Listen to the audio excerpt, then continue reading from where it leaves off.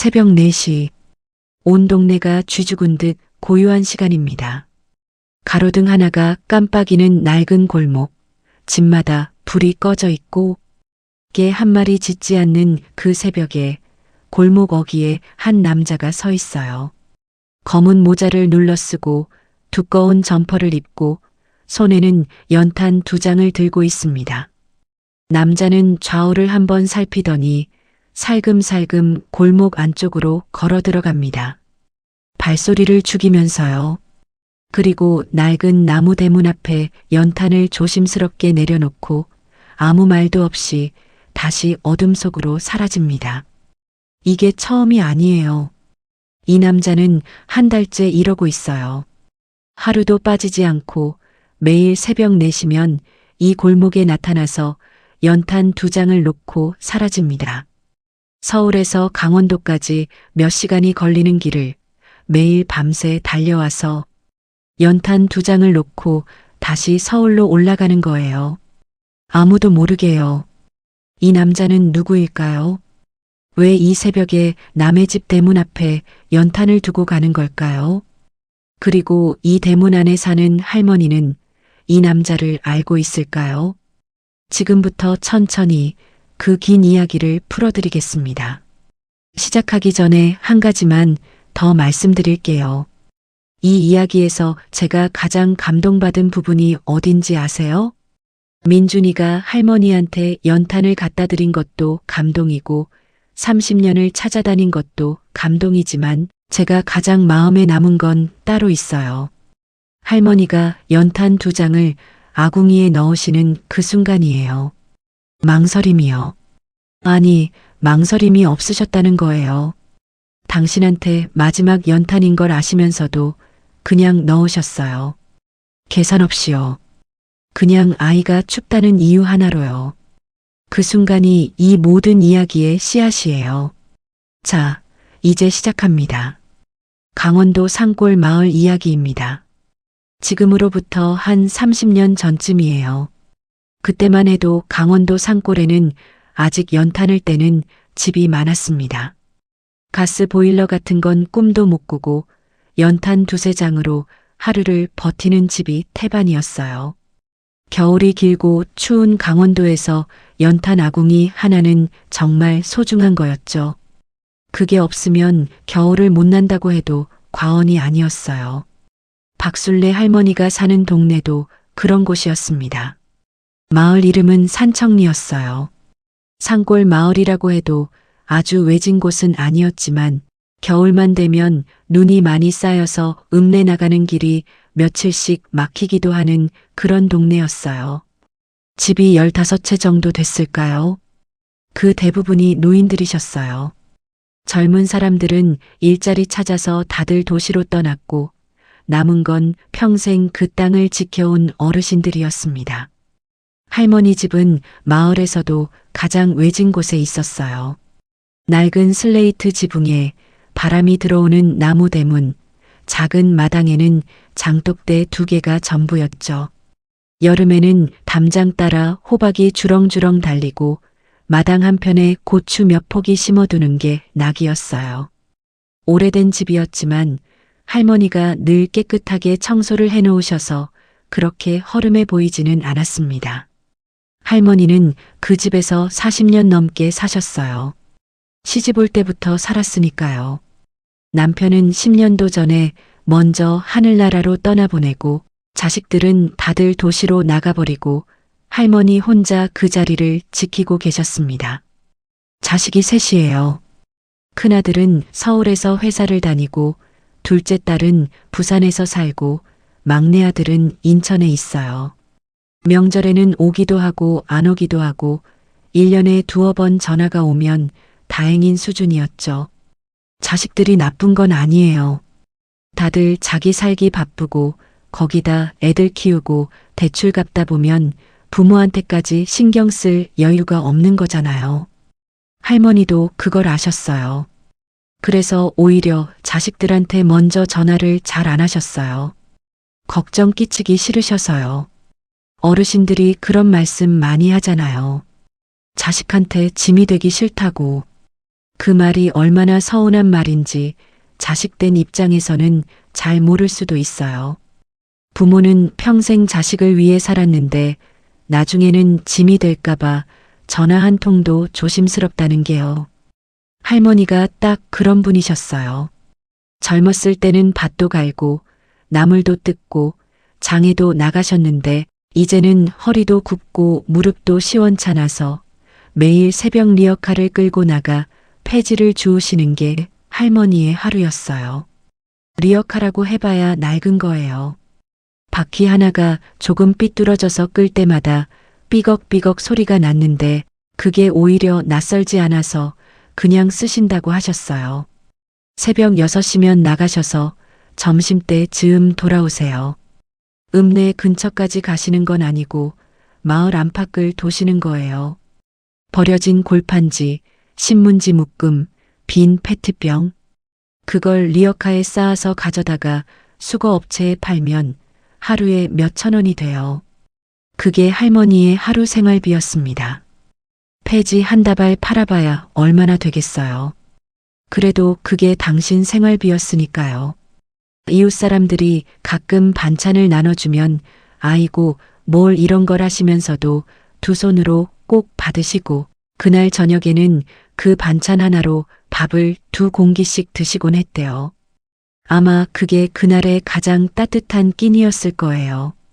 동네 사람들이 할머니를 좋아하는 데는 이유가 있었어요. 할머니는 자기 처지가 어려워도 남의 걱정을 먼저 하셨거든요. 옆집 어르신이 몸이 안 좋다 하면 당신 미음을 끓여서 갖다 드리고 마을 청소 날에는 제일 먼저 나와서 빗자루 드시고 경로당에서 뭔가 결정할 일이 있으면 조용히 앉아서 듣다가 마지막에 한마디 슬쩍 해주시는데 그게 꼭 맞는 말이었어요. 사람들이 그랬대요. 순례 할머니 말이면 믿는다고요. 그게 하루아침에 생기는 신뢰가 아니에요. 평생 그렇게 살아오셔서 생긴 신뢰예요. 그런 할머니에게 겨울은 늘 무서운 계절이었습니다. 봄, 여름, 가을은 그래도 살만해요. 여름에는 더워서 힘들기는 해도 나물 캐 먹고 텃밭에서 채소 조금 따다 먹으면 어떻게든 버틸 수 있거든요. 그런데 겨울만 되면 문제가 한두 가지가 아니에요. 폐지 줍는 손은 시려서 터지고 방은 냉기가 돌고 연탄은 금방 동이 나고 몸도 더 안 좋아지고 무릎은 찬 기운에 더 아프고 연탄 한 장에 얼마 하지도 않는데 그게 또 부담이 돼요. 한 장, 두 장 아끼다 보면 밤새 추위에 떨다가 아침을 맞이하는 날도 많았거든요. 할머니는 그런 날에도 내색을 잘 안 하셨어요. 나는 괜찮아, 괜찮아 하시면서요. 그 괜찮다는 말이 진짜 괜찮다는 말이 아니라는 걸 주변 사람들도 알고 할머니 당신도 아셨을 거예요. 그래도 그렇게 말씀하시는 게 버릇이 되신 거겠죠. 그 겨울이 유난히 추웠던 겨울이었습니다. 일기예보에서 강원도에 50년 만에 최강한파가 온다고 했어요. 실제로 그해 1월은 정말 대단했어요. 낮에도 영하 15도를 웃돌고 밤에는 영하 25도까지 내려갔으니까요. 강원도 산골은 더 심했겠죠. 물이 꽝꽝 얼고 도로가 빙판이 되고 지붕에서는 고드름이 한 뼘씩 자랐습니다. 장독대에 물도 얼고 수도 계량기가 동파돼서 마을 어르신들이 고생하기도 했어요. 그 계절에 홀로 사는 노인이 가장 무서운 게 뭔지 아세요? 추위 그 자체보다도 추운데 아무도 모른다는 거예요. 방이 얼음장처럼 차가운데 이걸 알아주는 사람이 없다는 거잖아요.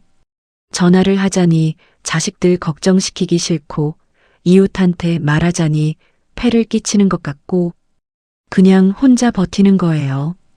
할머니는 그 겨울 내내 연탄을 아끼고 또 아끼셨어요. 낮에는 두꺼운 솜니부를 덮고 앉아서 추위를 버티고 자기 전에 연탄 한 장을 갈고 문을 꼭 닫고 주무시는 게 일과였습니다. 연탄 하나로 이틀을 버티기도 하셨어요. 밤에만 떼고 낮에는 껐다가요. 그렇게 하면 몸은 좀 춥지만 연탄을 아낄 수 있으니까요. 그 해에 연탄값이 조금 올랐거든요. 폐지값은 오히려 내려가고, 그래서 할머니는 더 아껴야 했어요. 핫팩이라도 몇 개 사면 어떠냐고 이웃이 말했는데 할머니는 그건 사치라고 하셨대요. 쓸데없이 돈 쓰지 않아도 된다고요. 아무한테도 말 안 하셨어요. 자식들한테도 이웃한테도요. 그냥 혼자 속으로 삼키셨습니다. 그러다가 그날 밤이 왔어요. 눈이 왔습니다. 저녁부터 내리기 시작한 눈이 밤이 깊어지면서 폭설이 됐어요. 강원도 산골에 눈이 많이 오기로야 유명하지만 그날 밤은 달랐어요. 그냥 내리는 게 아니라 몰아치는 거예요. 바람이 윙윙 울고 창문이 덜컹덜컹 흔들리고 마당에는 눈이 무릎 높이까지 쌓였습니다. 밤 12시가 훌쩍 넘었어요. 할머니는 잠이 오질 않아서 일어나셨어요. 연탄불이 꺼졌나 싶어서 연탄 아궁이를 확인하러 나가시는데 대문 밖에서 이상한 소리가 들리는 거예요. 처음에는 바람 소리려니 했죠. 그런데 자세히 들어보니 바람 소리가 아니에요. 뭔가 낑낑거리는 소리, 신음소리 같은 게 희미하게 들리는 거예요. 할머니는 손전등을 들고 대문을 여셨어요. 찬바람이 확 쏟아져 들어왔습니다. 폭설에 바람까지 섞여서 눈이 얼굴에 들이쳤어요. 할머니는 손전등을 대문 밖으로 비추셨는데 그 자리에서 멈추셨어요.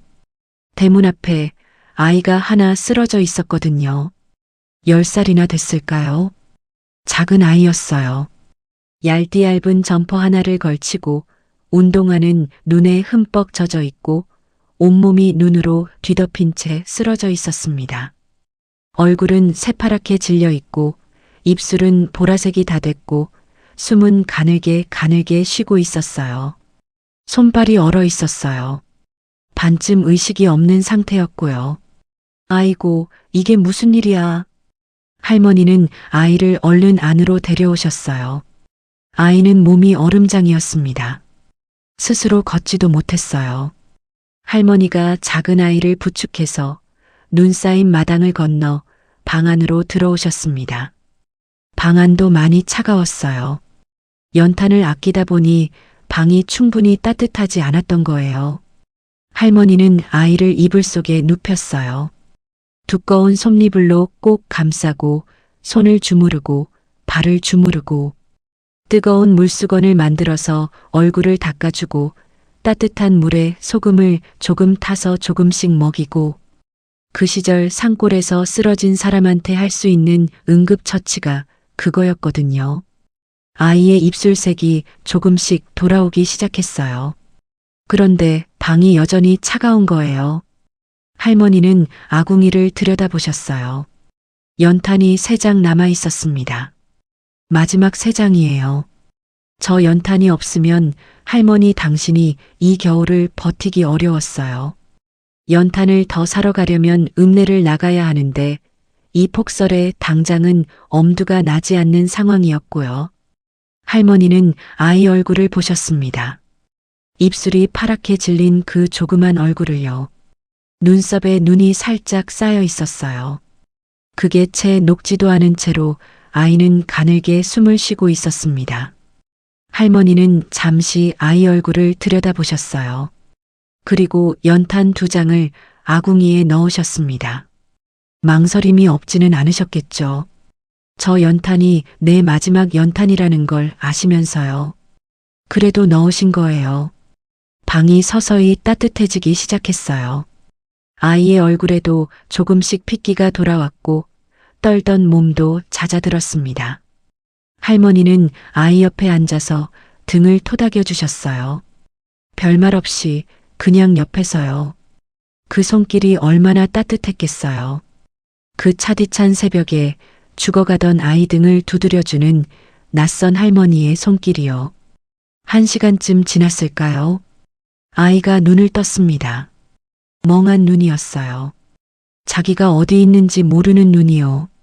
천장을 보다가 옆에 있는 할머니를 보다가 또 천장을 보다가 여기가 어디예요? 할머니가 웃으시면서 말씀하셨죠. 어디긴 어디야. 사람 사는 데지. 괜찮아? 많이 추웠지? 아이는 대답 대신 눈물을 뚝뚝 흘렸습니다. 이유도 없이 그냥 눈물이 흘러요. 아마 몸이 녹으면서 그동안 참았던 것들이 한꺼번에 나온 거겠죠. 아이가 얼마나 무섭고 얼마나 외로웠을지. 할머니는 아무 말도 안 하셨어요. 그냥 아이 등을 가만히 두드려 주셨습니다. 그게 그날 밤의 전부였어요. 말도 없이 이유도 묻지 않고 그냥 곁에 있어주는 것. 그게 사람이 할 수 있는 가장 따뜻한 일이었습니다. 나중에 알고 보니 그 아이는 고아였어요. 부모가 일찍 세상을 떠나서 친척집을 전전하다가 결국 더 이상 받아주는 곳이 없게 됐대요. 막내 삼촌 집에서 지내다가 그 집 형편이 어려워지면서 눈치가 보였던 거예요. 어린 마음에도 자신이 짐이 된다는 걸 알았던 거겠죠. 10살짜리가 짐이라는 걸 알았다는 게 그게 얼마나 슬픈 일이에요. 그래서 스스로 나왔대요. 어디로 갈지 계획도 없이 그냥 더 이상 거기 있을 수 없어서요. 10살짜리 아이가 강원도 산골 밤길을 혼자 걸었던 거예요. 발이 시리고 배가 고프고 무서웠겠지만 그냥 걷고 또 걸었겠죠. 어디로 가야 할지도 모르면서요.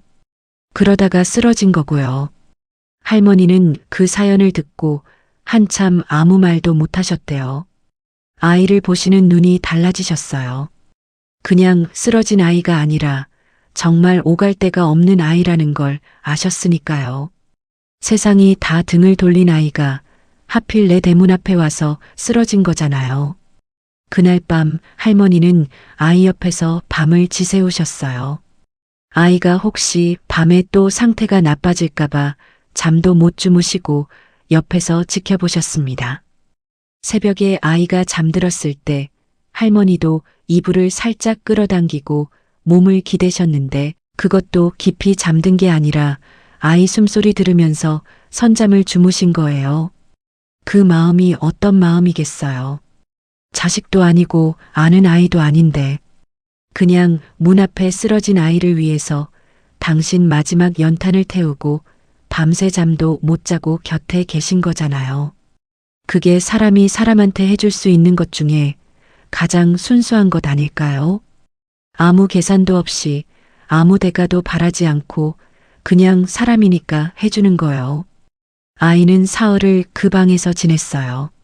사흘 동안 할머니는 당신 밥상에서 반찬을 덜어다 아이를 먹이고 낡은 내복을 꺼내 입히고 동네 이웃한테서 아이 신발을 얻어다 주셨어요. 연탄은 다 떨어졌지만 낮에는 이불을 덮으면 두 사람이 같이 온기를 나눌 수 있었습니다.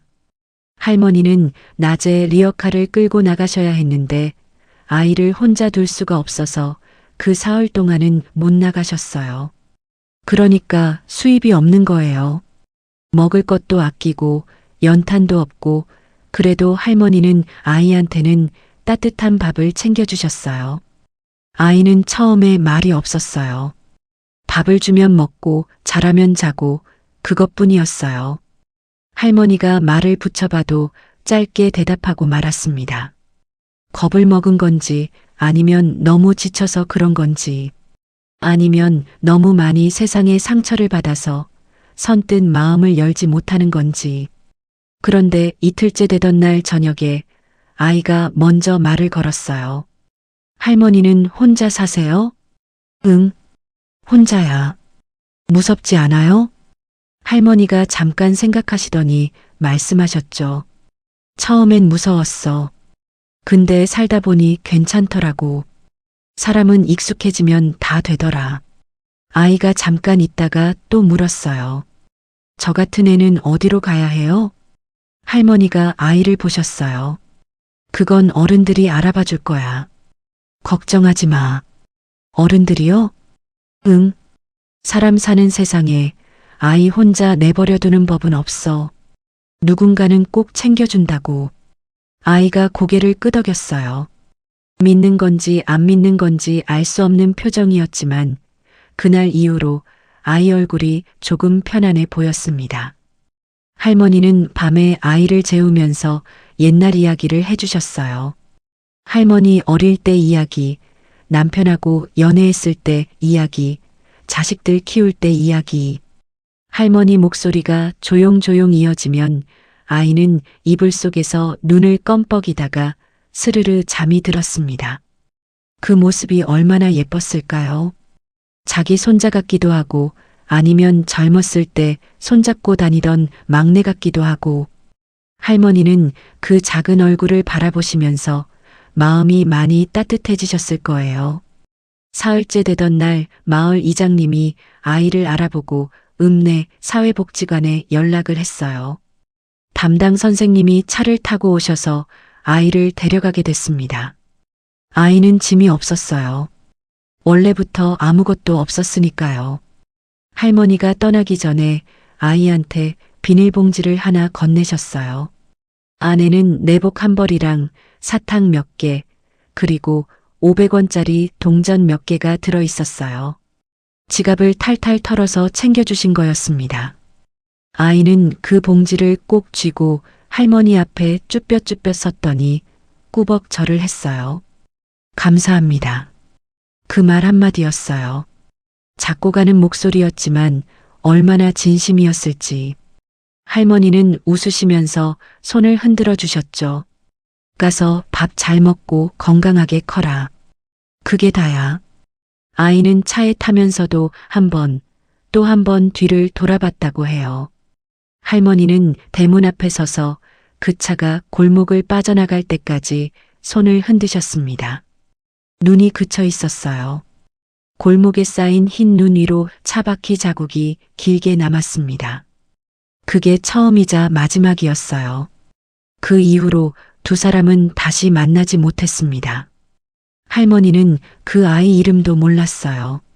아이가 어디로 갔는지도요.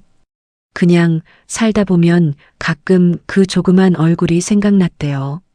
잘 지내고 있을까? 밥은 먹고 사나? 그 정도의 생각이었습니다. 그런데 그 아이는요? 그 아이는 할머니를 잊지 않았습니다. 평생을요. 잠깐 이야기를 계속하기 전에 제가 한 가지만 여쭤볼게요. 여러분은 살면서 가장 힘들었던 순간 누군가 손 한번 잡아준 기억이 있으세요? 꼭 대단한 게 아니어도 돼요. 그냥 옆에 있어줬다. 밥 한 끼 같이 먹었다. 아무 말 없이 어깨를 두드려줬다. 그 작은 것들이요. 그게 기억나는 분이라면 오늘 이야기가 더 크게 와닿으실 거예요. 아이가 복지관에 들어간 첫날 밤을 생각해봐요. 낯선 침대, 낯선 냄새, 모르는 아이들. 그 많은 낯선 것들 속에서 아이가 이불을 덮고 누웠을 때 눈을 감으면 제일 먼저 뭐가 생각났겠어요. 그 작은 방의 연탄 온기였겠죠. 할머니 목소리였겠죠. 가서 밥 잘 먹고 건강하게 커라. 그게 다야. 그 말이 아이한테는 그냥 인사가 아니었어요. 강원도 산골 마을도 조금씩 변했어요. 마을 진입로가 포장이 됐고 몇몇 집은 도시 자식들이 올라와서 보일러를 달아줬어요. 경로당에 새 텔레비전이 들어오고 마을 회관이 작게나마 새로 지어지고 겉보기에는 그래도 나아진 것들이 생겼습니다. 그런데 박순례 할머니는 크게 달라진 게 없었어요. 어느덧 70을 훌쩍 넘기셨어요. 허리는 더 굽으셨고 무릎은 계단 하나 오르내리기도 힘드실 만큼 나빠졌어요. 그래도 리어카는 여전히 끝입니다. 느려지셨죠. 예전에는 새벽 5시에 나가서 10시면 돌아오셨는데 이제는 6시에 나가서 점심때가 다 돼서야 돌아오세요. 그만큼 몸이 허해지신 거예요. 폐지값은 해마다 오르내렸어요. 어떤 해는 좀 낮고 어떤 해는 또 내려가고 그래도 할머니는 포기하지 않으셨어요. 이게 당신이 할 수 있는 일이니까요. 자식들한테 손 벌리는 건 싫으셨어요. 다들 자기 살기 바쁜데 거기다 짐이 되기 싫으신 거죠. 이름도 없이 살다가 이름도 없이 가면 된다는 생각을 하신다고 가끔 이웃 아주머니한테 그런 말씀을 하셨대요. 그 말을 들은 아주머니가 나중에 얘기하면서 많이 울었어요. 돌아가신 남편이 그리울 때가 많다고도 하셨어요. 같이 늙어갔으면 얼마나 좋았을까 하는 생각도 하신다고. 그래도 당신 건강히 지내는 게 남편 바라는 거라고 믿으신다고요. 그렇게 또 다른 겨울이 왔습니다.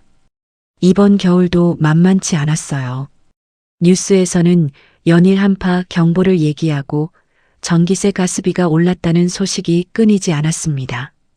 할머니 집은 아직도 연탄을 떼고 계셨는데 연탄값도 오른 데다가 폐지값은 떨어지니까 더 부담이 됐어요. 아끼고 또 아끼셨어요.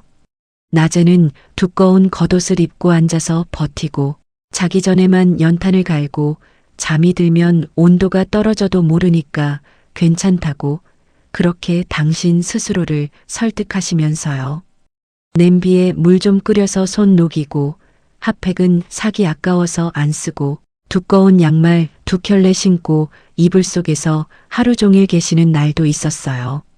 그러다가 11월 중순의 어느 날 아침이었어요. 할머니가 대문을 여는데 대문 앞에 뭔가 놓여 있는 거예요. 연탄이에요. 2장이요. 대문 앞에 가지런히 누군가 일부러 놓은 것처럼 놓여 있었습니다. 아무 메모도 없이 그냥 연탄 2장만요. 할머니는 두리번거리셨어요. 골목 이쪽 저쪽을 살펴봤는데 사람이 없어요. 이른 아침이라 동네가 아직 조용했거든요. 어제 저녁에는 분명히 없었는데 싶어서 언제 왔나 생각해봐도 모르겠고요. 옆집 김씨 아주머니가 두고 가셨나? 아니면 마을 통장님이? 나중에 여쭤봤더니 다들 모른다는 거예요. 그러려니 하고 넘어갔습니다. 누군가 좋은 마음으로 두고 갔겠지 싶어서요. 그런데 이틀 뒤에 또 연탄이 있는 거예요. 이번에도 2장. 대문 앞에 가지런히 놓여 있었어요. 할머니는 이번에도 이웃들한테 물었는데 아무도 모른다고 해요. 그 다음 날 또 있었습니다. 이쯤 되니까 할머니도 이상하다 싶으셨죠. 한 번이면 몰라도 계속 이러는 건 누군가 일부러 그러는 거잖아요. 동네 사람들도 수군거리기 시작했어요. 아니, 요즘 세상에 연탄을 몰래 놔두고 가는 사람이 어디 있어? 복지관에서 하는 거 아닌가? 아니래. 복지관 거는 딱지가 붙어 있는데 이건 아무것도 없잖아. 근데 왜 하필 술래 할머니 집에만? 그러니까 말이야. 누가 저 할머니를 알고 그러는 건지. 아니면 우리 마을에 선행 천사가 생긴 건지. 새벽에 놓고 가는 거 맞지? 그럼 낮에 지나가면서 놓는 사람이 아니라는 거잖아.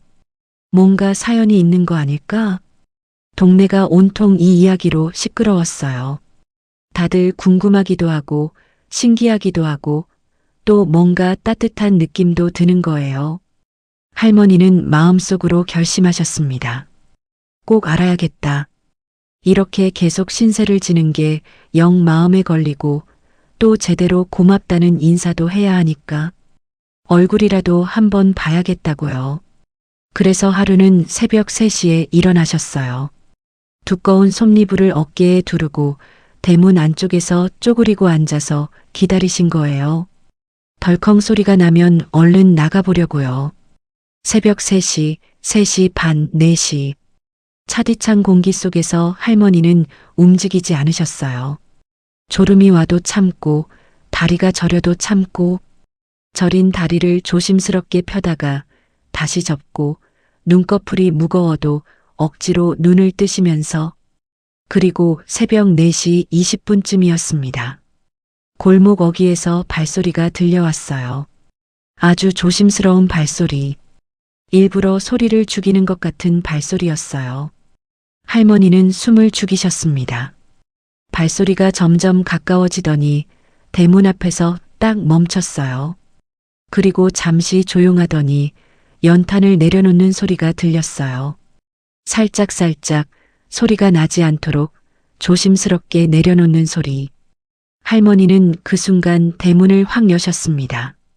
거기 누구야? 남자가 화들짝 놀라서 뒤로 물러섰어요. 검은 모자를 눌러쓰고 두꺼운 점퍼를 입은 남자였어요. 키가 제법 있고 덩치도 좋았어요. 40 언저리쯤 됐을까요? 할머니와 눈이 마주쳤습니다. 남자가 그 자리에 굳어버렸어요. 잠깐 아무 말도 없었어요. 정적이 흘렀습니다. 골목에는 아직 가로등이 희미하게 켜져 있었어요. 그 빛에 두 사람 얼굴이 서로 보일 듯 말 듯 했습니다. 차가운 새벽 공기가 숨결을 하얗게 만들었어요. 연탄 두 장이 대문 앞에 가지런히 놓여 있었고요. 그러더니 남자가 모자를 천천히 벗었어요. 그리고 할머니를 바라봤는데 남자 눈에서 눈물이 흘러내리기 시작했어요. 소리도 없이 그냥 눈물이 줄줄 흘러내리는 거예요. 할머니는 어리둥절하셨죠. 아니, 왜 우는 거야? 나쁜 사람이 아니잖아. 이게 다 당신이 놓고 간 거야? 왜 이런 걸 왜? 남자는 한동안 말을 못했어요. 목이 메인 거예요.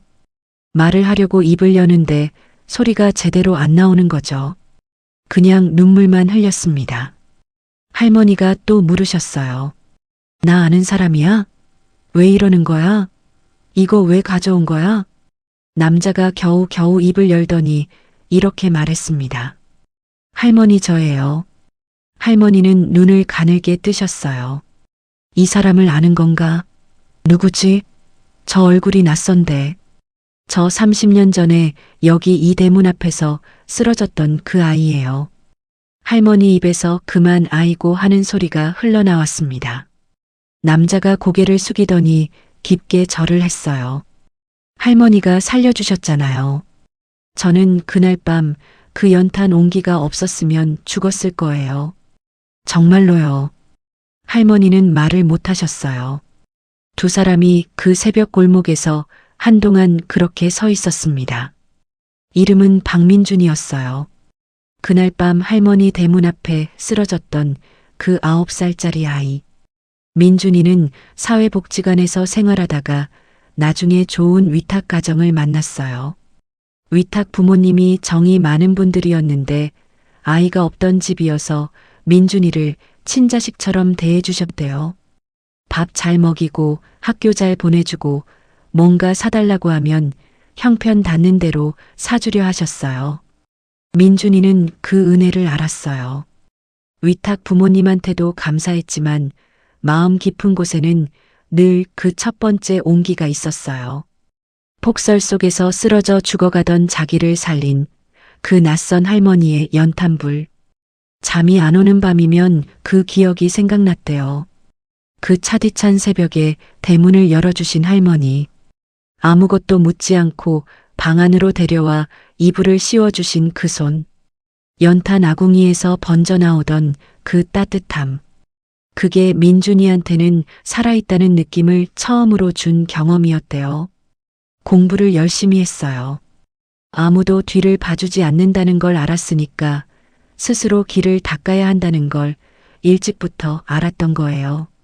위탁 가정에서는 잘 지냈지만 위탁 부모님도 형편이 넉넉하지는 않으셨어요. 그러니까 고등학교 졸업하고 나면 스스로 길을 찾아야 했죠. 민준이는 장학금으로 대학을 갔어요. 성적 장학금이었어요. 얼마나 열심히 공부했겠어요. 새벽 2, 3시까지 책상 앞에 앉아 있고 주말에도 쉬지 않고 그리고 낮 시간에는 아르바이트를 했어요.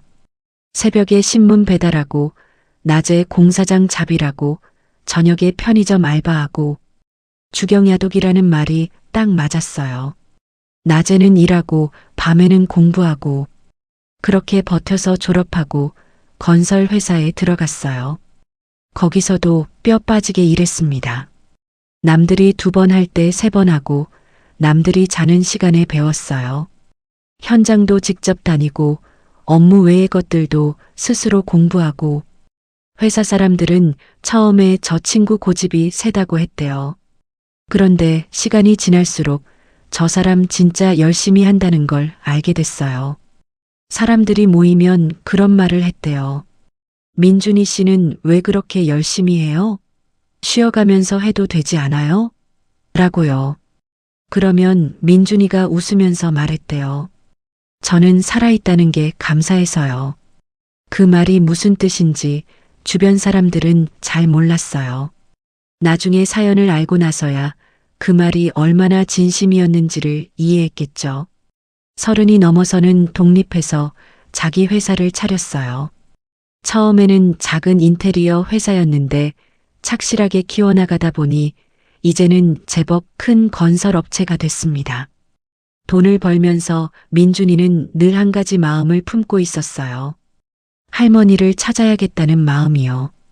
그 새벽에 그 폭설 속에서 자기 마지막 연탄을 아낌없이 내주셨던 그 할머니를 이름도 모르고 어디 사는지도 정확히 모르고 어렴풋이 강원도 산골의 조그만 마을이었다는 기억밖에 없었지만 민준이는 찾기 시작했어요.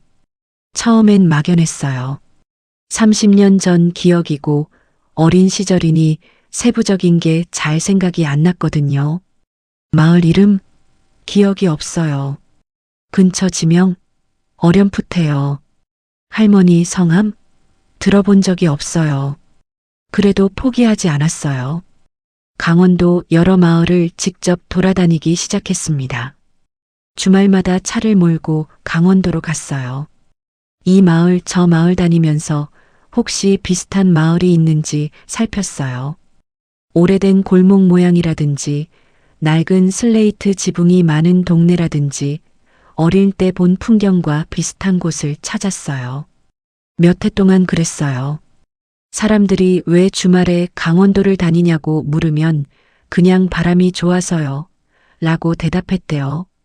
그 시절 사회복지관 기록도 뒤졌어요. 자신을 데려갔던 담당자 선생님을 수소문하기도 했습니다. 그분이 아직 계신지 연락이 되는지. 그러길 몇 해가 지났을까요? 드디어 단서를 하나 잡았어요. 그 당시 담당자 선생님이 퇴직하셨는데 우연히 아는 사람을 통해서 연락이 닿았습니다. 선생님도 세월이 많이 흐른 터라 처음엔 잘 기억을 못 하셨어요. 그런데 민준이가 그날 상황을 자세히 설명하니까 선생님이 오래된 수첩을 꺼내 뒤지셨대요. 기적 같은 일이었어요.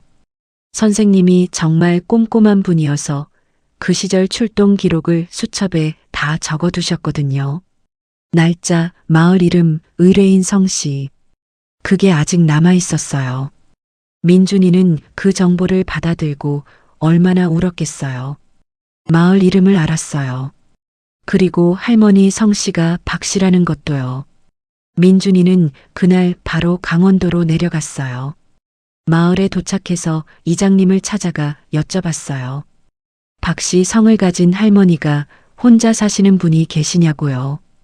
이장님이 고개를 갸웃거리다가 고개를 끄덕였습니다. 박순례 할머니요.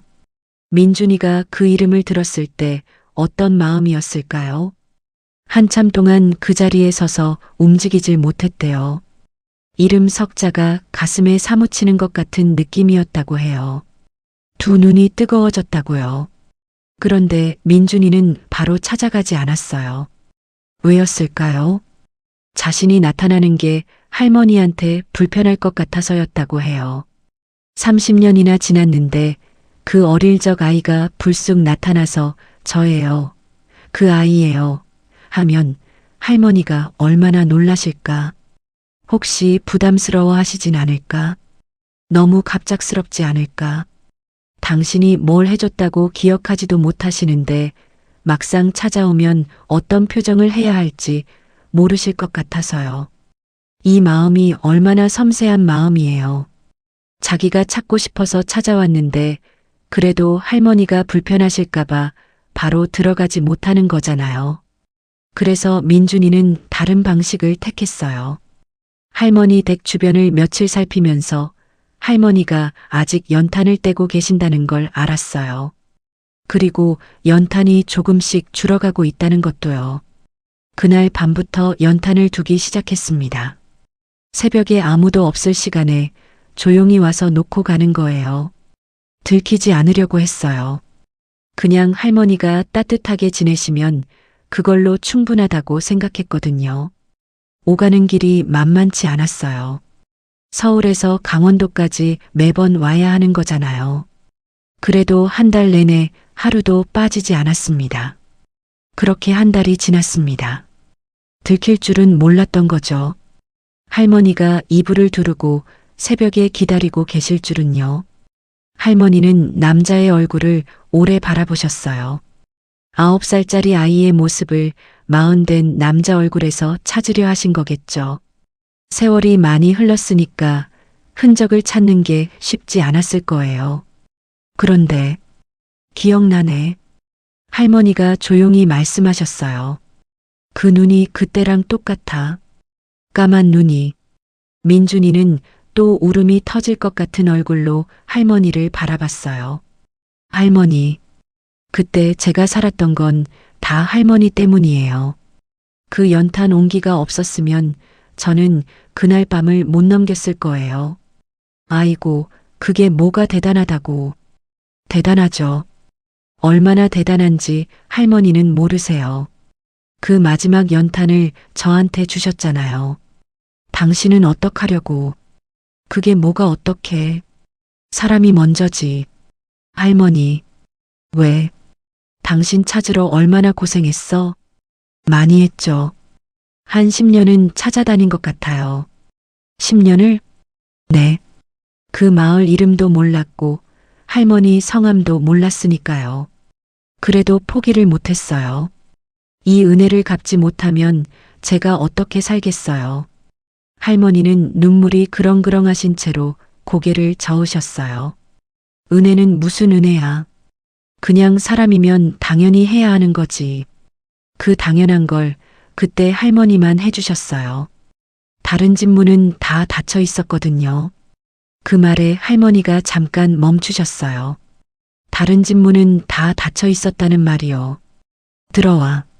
할머니가 말씀하셨어요. 이 새벽에 여기서 이야기하면 둘 다 얼어. 들어와서 얘기해. 두 사람은 그날 새벽에 방 안에 마주 앉아서 오랫동안 이야기를 나눴어요. 연탄 아궁이에는 따뜻한 불이 타고 있었고 방 안에는 온기가 가득했어요. 창문 너머로 아직 새벽 어둠이 짙게 깔려 있었지만 그 방 안만큼은 환하고 따뜻했습니다. 할머니는 미음을 끓여주셨어요. 새벽이라 마땅한 게 없으니까 쌀 조금 넣고 끓인 따뜻한 미음이었어요. 민준이는 그걸 두 손으로 받아들고 한참 바라봤대요. 그 미음 냄새가 30년 전 그날 밤이랑 똑같았다고요. 냄새라는 게 참 신기해요. 어떤 냄새는 수십 년을 건너서 그 순간으로 데려가잖아요. 그 쌀 미음 냄새가 민준이를 그날 밤으로 데려갔겠죠. 민준이는 자신이 어떻게 살아왔는지를 이야기했어요. 복지관에서 지내던 이야기, 위탁 부모님을 만난 이야기, 공부하면서 일하던 이야기, 회사를 차리고 키워온 이야기. 할머니는 고개를 끄덕이며 들으셨어요. 그래, 잘 컸구나. 참 잘 컸어.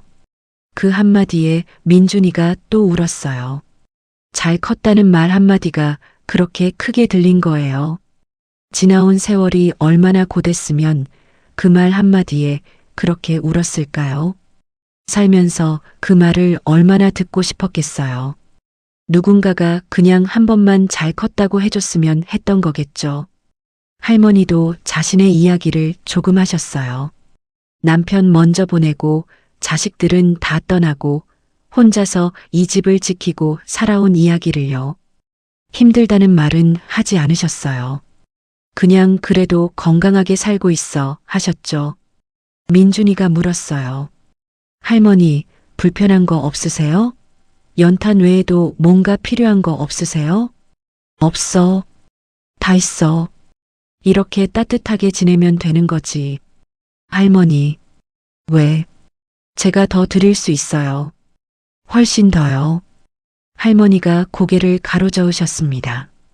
됐어. 연탄이면 충분해. 과한 건 싫어. 할머니는 그때도 과한 것 없이 딱 필요한 것만 주셨죠. 그래서 저도 그러려고 했는데 그게 잘 안 되네요. 두 사람이 그 새벽에 작은 방 안에서 웃었습니다. 아궁이에서 연탄불이 따뜻하게 타고 미음 냄새가 방 안에 퍼지고 두 사람이 웃는 소리가 작은 방 안에서 조용히 울렸어요. 민준이가 하는 말이 할머니 그때 제가 이 집에서 나오면서요. 꼭 다시 온다고 속으로 다짐했었거든요. 그 다짐을 지키는데 30년이 걸렸어요. 할머니가 말씀하셨어요. 늦게 왔어도 왔잖아. 그게 어디야? 그 말이요. 그 말이 민준이한테 얼마나 큰 말이었는지. 늦게 왔어도 왔잖아. 살면서 늦었다는 자책을 얼마나 많이 했겠어요. 진작 찾아뵀어야 했는데, 진작 연락을 드렸어야 했는데. 그런데 할머니는 아무 탓도 안 하시고 그냥 왔잖아. 라고만 하신 거예요. 그게 또 눈물이 나는 거예요. 날이 밝아올 때까지 두 사람이 이야기를 나눴어요. 창문으로 새벽빛이 스며들기 시작했을 때 민준이가 일어서면서 말했어요. 할머니, 저 다음에 또 올게요. 그래. 와. 그게 다였어요. 약속이랄 것도 없이 그냥 와, 그래 왔어. 그게 전부였지만 그게 가장 진심인 약속이었습니다. 이야기는 거기서 끝나지 않았습니다. 민준이는 그 이후로도 계속 연탄을 가져다 드렸어요. 이제는 숨어서 놓고 가는 게 아니라 당당하게 대문을 두드리고 들어와서 드렸죠. 가끔은 시간이 되면 같이 밥도 먹고 이야기도 나눴어요. 처음에는 할머니가 조금 불편해 하셨어요. 자꾸 무언가를 받는 게 마음에 걸리신 거예요. 이러지 않아도 돼. 내 살림이 있는데. 할머니, 제가 오고 싶어서 오는 거예요. 할머니가 좋아서요. 허허, 뭘 좋아? 좋아요. 할머니 얼굴 보면 마음이 편해요.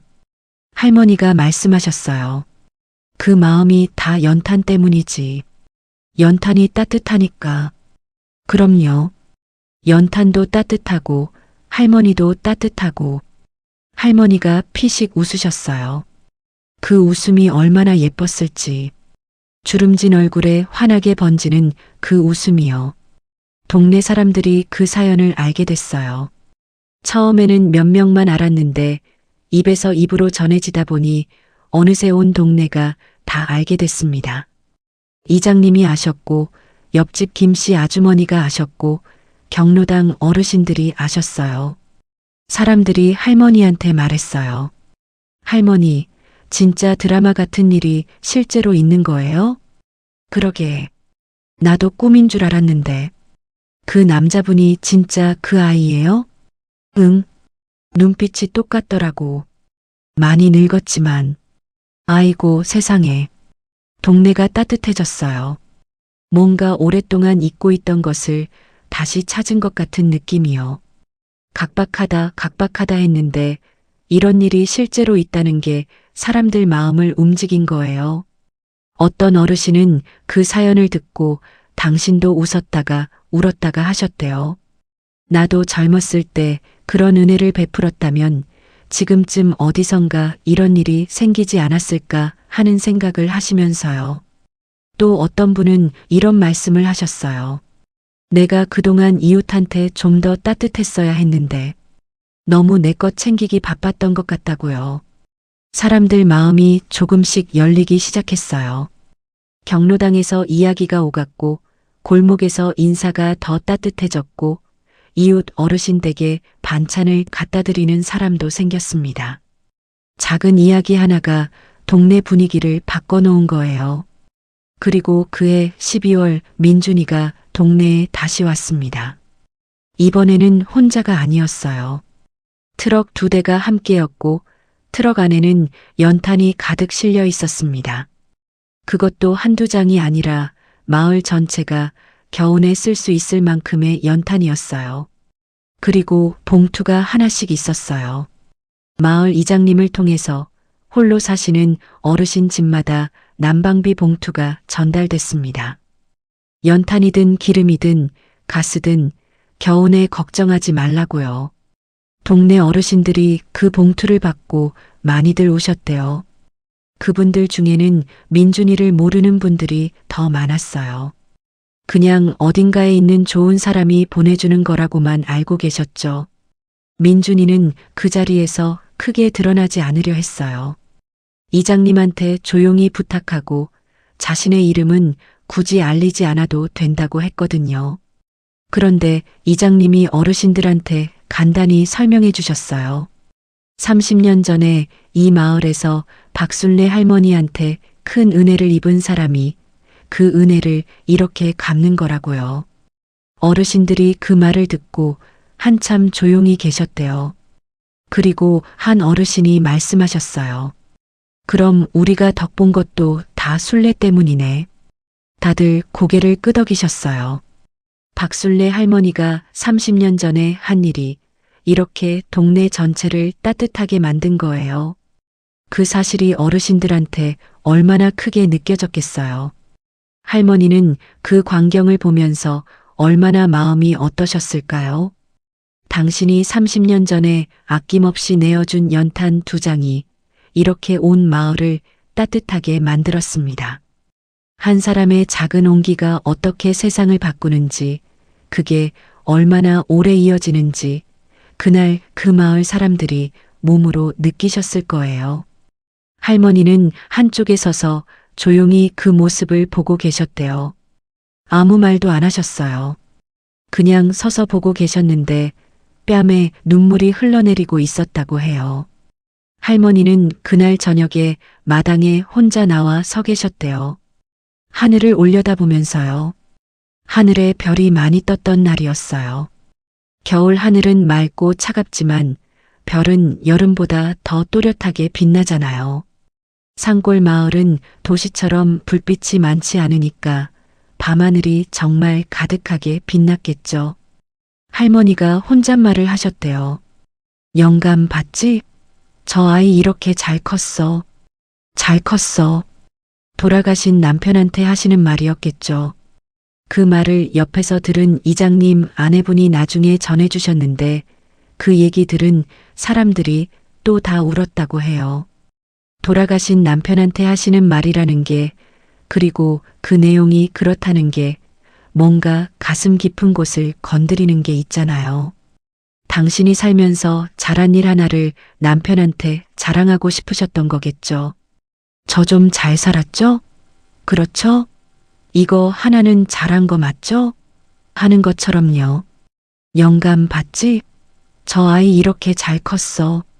그 한마디가 얼마나 많은 걸 담고 있는지. 긴 외로움도 담겨 있고, 아직 살아있다는 감사함도 담겨 있고, 잘 살았다는 안도도 담겨 있어요. 오늘 이야기는 여기서 마칠까 합니다만, 사실 이야기는 오늘도 계속되고 있어요. 민준이는 지금도 매 겨울마다 그 마을을 찾아간대요. 사업이 바쁘고 일정이 많고 몸이 고단해도 가요. 서울에서 강원도까지 차로 몇 시간이 걸리는데 그래도 빠지지 않아요. 비가 오면 비 맞고 눈이 오면 눈 맞고 이제는 할머니가 기다리고 계세요. 미리 이것저것 준비해 두시면서요. 직접 담근 깍두기라든지 콩자반이라든지 들기름에 볶은 멸치라든지 가면 이것저것 챙겨주시는 게 당신 낙이 되셨대요. 민준이가 올 때마다 바리바리 싸주시는데 민준이가 그걸 갖고 서울로 올라오면서 얼마나 흐뭇하겠어요. 민준이는 그 집 대문을 두드릴 때마다 마음이 어떨까요? 아마 다른 어떤 집 대문을 두드릴 때와도 다른 느낌이겠죠. 이 대문 앞에서 쓰러졌다가 살아났으니까요.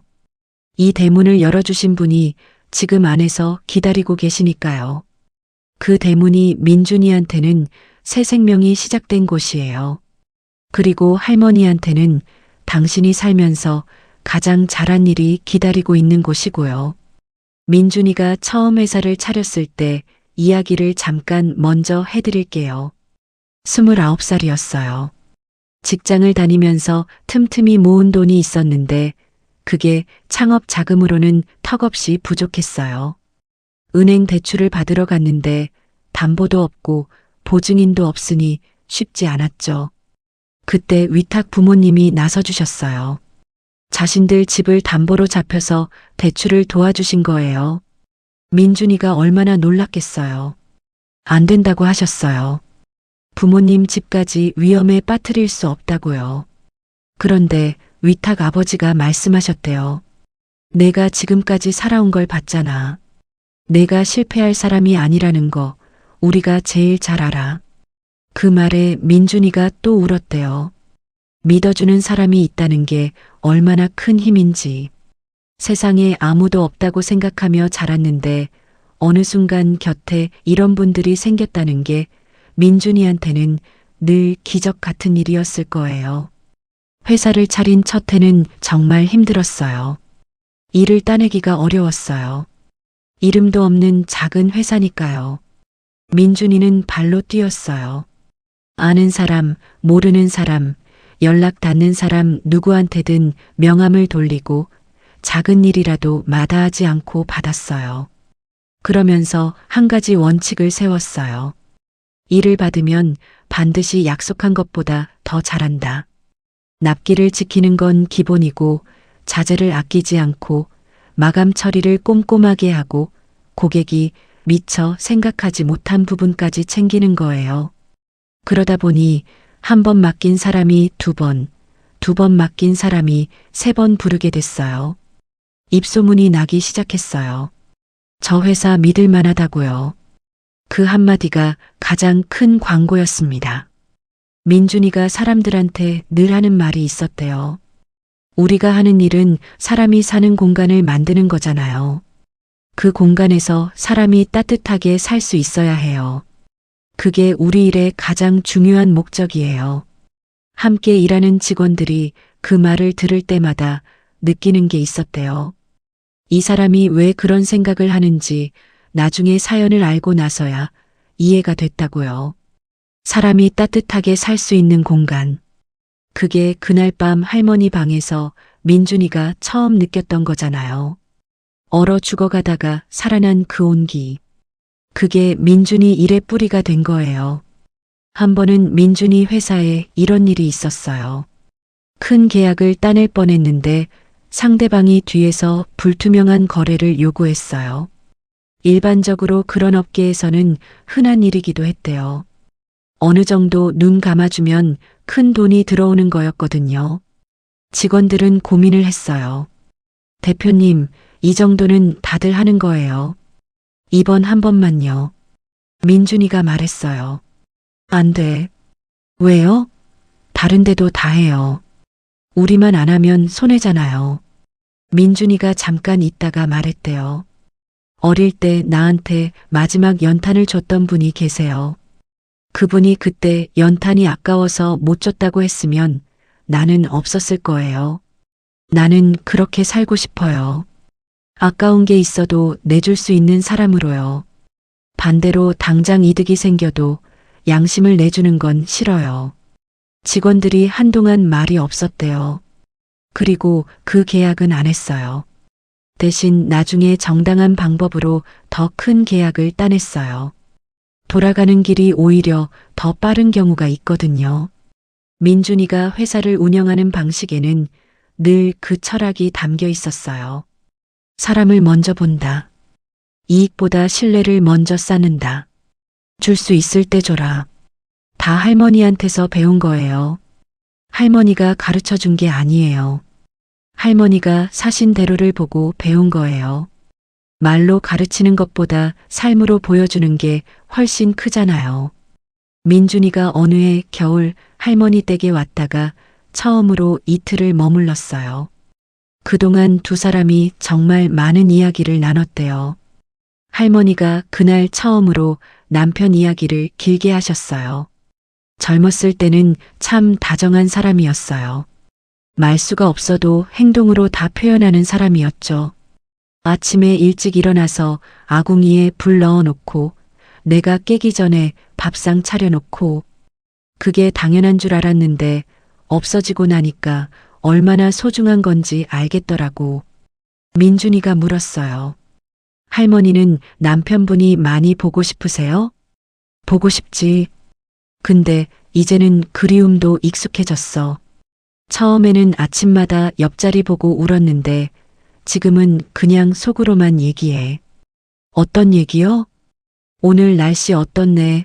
오늘 밥은 이거 먹었네? 그런 거. 작은 거. 민준이가 한참 그 말을 들었대요.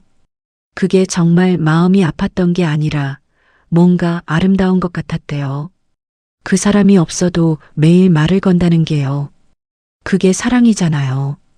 형태가 달라진 사랑이요. 할머니가 말씀하셨어요. 너도 좋은 사람 만났니? 민준이가 웃으면서 말했어요. 아직 못 만났어요. 왜? 나이가 몇인데. 바빴어요. 그리고 솔직히 할머니 찾는 게 더 급했어요. 할머니가 그 말에 손을 저으셨어요. 어허, 그런 소리 말고 빨리 만나야지. 혼자 사는 거 쉬운 줄 알아? 안 외로운 척해도 외로운 거야. 그러면서 덧붙이셨어요. 따뜻한 사람 만나야 해. 돈 많고 잘생긴 것보다 따뜻한 사람. 겨울에 옆에 있어줄 사람. 민준이가 그 말을 마음에 새겼대요. 겨울에 옆에 있어줄 사람. 그게 할머니가 남편한테 받은 것이고 민준이가 할머니한테 받은 것이고 이제 민준이가 세상에 주려고 하는 것이기도 했으니까요. 그 이틀이 끝나고 민준이가 서울로 올라가면서 말했어요. 할머니, 저 이제 더 자주 올게요. 그래. 오면 좋지. 할머니가 대문 앞에 서서 손을 흔드셨어요. 민준이가 차 창문을 열고 한 번 더 손을 흔들었어요. 그 장면이 30년 전 골목을 빠져나가던 차 안에서 뒤를 돌아보던 9살짜리 아이의 눈망울과 겹쳤겠죠. 그 아이가 이렇게 돌아왔어요. 동네에 조금씩 소문이 더 퍼지면서 민준이 이야기가 인근 마을에도 알려지게 됐어요. 어느 날 지역 신문에서 취재 요청이 왔어요. 민준이는 처음에 거절했어요. 이게 알려질 이야기가 아니라고 생각했거든요. 그냥 자기와 할머니 둘 사이의 이야기인데 굳이 세상에 알릴 필요가 없다고요. 그런데 할머니가 말씀하셨어요. 그냥 해줘. 왜요, 할머니? 이런 이야기가 세상에 나가야 세상이 따뜻해지지. 나는 그냥 살던 대로 살면 되는 거고. 그 한마디에 민준이는 마음을 바꿨어요. 기사가 나갔어요. 제목은 간단했어요. 30년 만에 갚은 연탄 2장. 그게 전부였는데 그 기사가 예상 밖으로 많이 퍼졌어요. 온라인에서 공유가 되고 다른 매체에서 받아쓰고 전국에서 연락이 왔어요. 어떤 분은 자기도 비슷한 경험이 있다고 했고 어떤 분은 눈물이 났다고 했고 어떤 분은 할머니한테 편지를 보내도 되냐고 했어요. 편지가 진짜로 왔어요. 전국 각지에서 편지가 왔습니다. 어떤 어린아이가 보낸 편지도 있었어요. 삐뚤빼뚤한 글씨로 이렇게 쓴 편지였대요. 할머니, 저도 할머니처럼 살고 싶어요. 그 편지를 할머니가 읽으시고 오래 들고 계셨대요. 세상에 혼자 남은 것 같았던 할머니한테 이렇게 많은 사람들의 마음이 닿은 거잖아요. 그게 얼마나 큰 위로였겠어요. 민준이는 그 편지들을 모아서 할머니한테 드렸어요. 할머니는 그 편지들을 장롱 서랍에 넣어두고 가끔씩 꺼내보신다고 해요. 특히 쓸쓸한 날에요. 그것도 따뜻함이에요. 연탄 2장이 만들어낸 또 다른 온기가 세상 곳곳에 닿은 거예요. 29살이었어요. 직장을 다니면서 틈틈이 모은 돈이 있었는데 그게 창업 자금으로는 턱없이 부족했어요. 은행 대출을 받으러 갔는데 담보도 없고 보증인도 없으니 쉽지 않았죠. 그때 위탁 부모님이 나서주셨어요. 자신들 집을 담보로 잡혀서 대출을 도와주신 거예요. 민준이가 얼마나 놀랐겠어요. 안 된다고 하셨어요. 부모님 집까지 위험에 빠뜨릴 수 없다고요. 그런데 위탁 아버지가 말씀하셨대요. 내가 지금까지 살아온 걸 봤잖아. 내가 실패할 사람이 아니라는 거 우리가 제일 잘 알아. 그 말에 민준이가 또 울었대요. 믿어주는 사람이 있다는 게 얼마나 큰 힘인지. 세상에 아무도 없다고 생각하며 자랐는데 어느 순간 곁에 이런 분들이 생겼다는 게 민준이한테는 늘 기적 같은 일이었을 거예요. 회사를 차린 첫 해는 정말 힘들었어요. 일을 따내기가 어려웠어요. 이름도 없는 작은 회사니까요. 민준이는 발로 뛰었어요. 아는 사람, 모르는 사람, 연락 닿는 사람 누구한테든 명함을 돌리고 작은 일이라도 마다하지 않고 받았어요. 그러면서 한 가지 원칙을 세웠어요. 일을 받으면 반드시 약속한 것보다 더 잘한다. 납기를 지키는 건 기본이고 자재를 아끼지 않고 마감 처리를 꼼꼼하게 하고 고객이 미처 생각하지 못한 부분까지 챙기는 거예요. 그러다 보니 한 번 맡긴 사람이 두 번, 두 번 맡긴 사람이 세 번 부르게 됐어요. 입소문이 나기 시작했어요. 저 회사 믿을 만하다고요.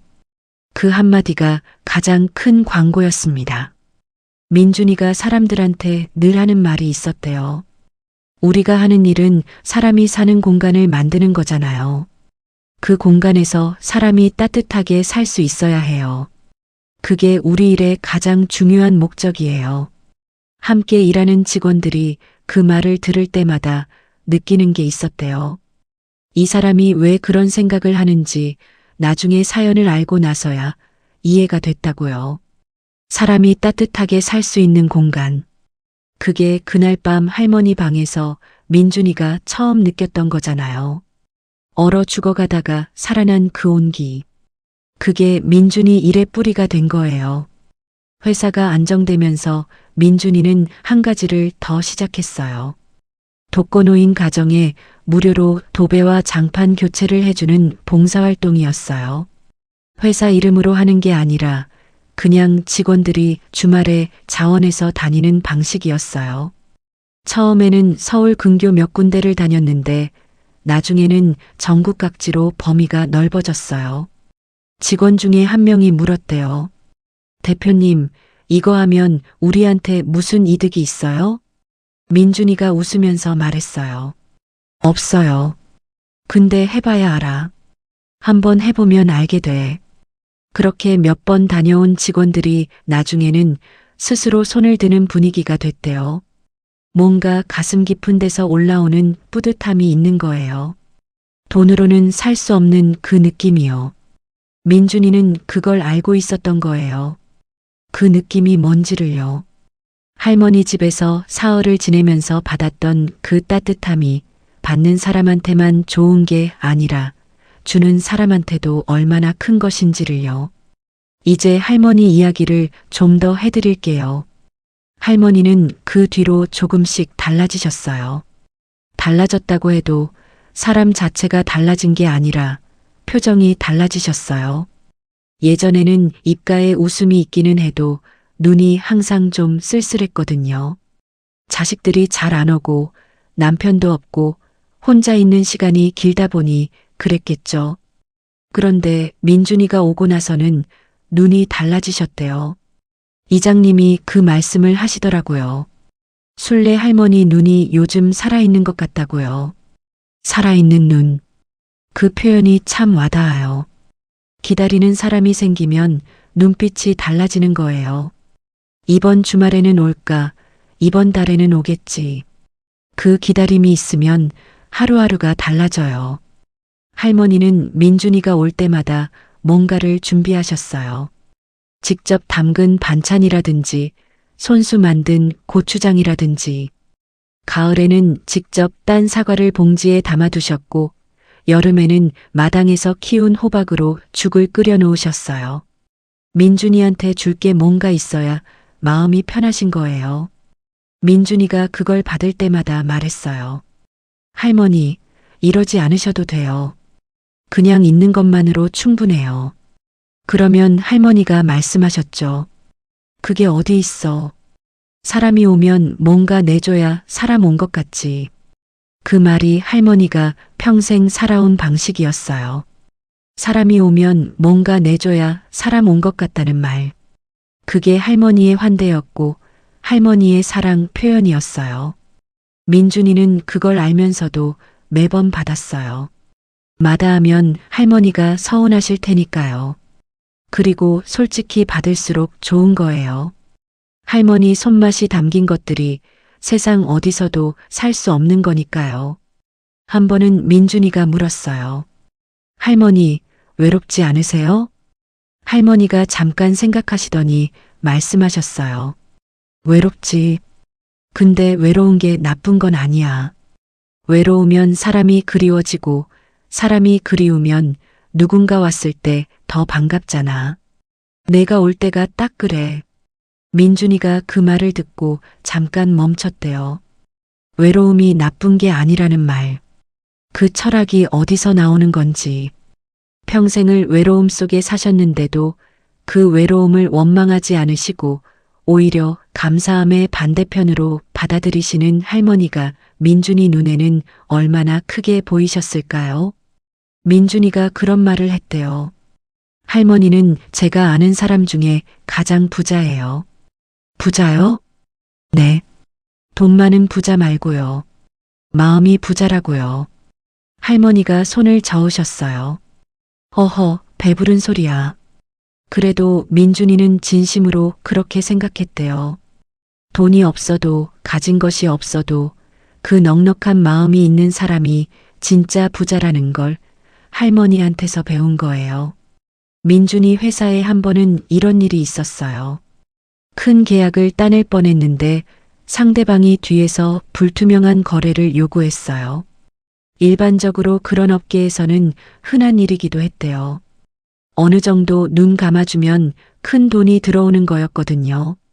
직원들은 고민을 했어요. 대표님, 이 정도는 다들 하는 거예요.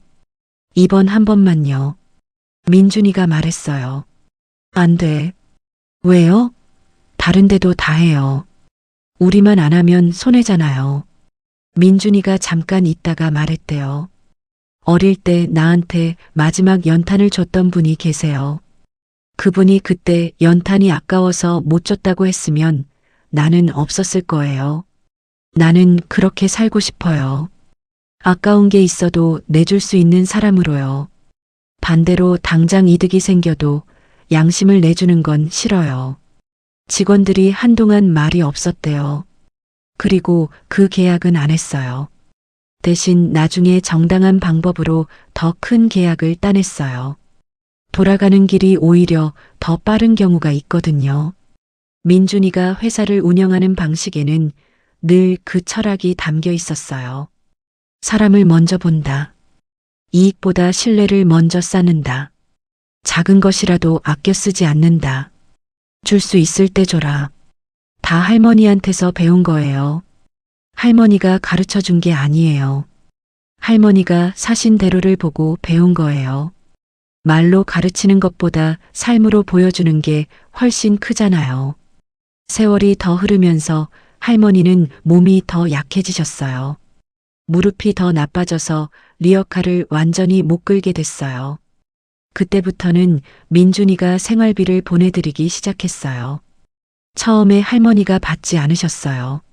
안 받아. 공짜로 받는 거 싫어. 할머니, 공짜가 아니에요. 제가 드리고 싶어서 드리는 거예요. 그게 공짜지. 그럼 이렇게 생각해요. 할머니가 30년 전에 저한테 연탄 2장을 주셨잖아요.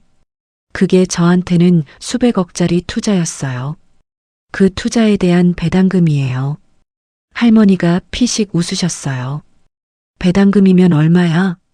매달 조금씩 드릴게요. 할머니가 한참 있다가 말씀하셨어요. 그럼 너무 많이는 말고.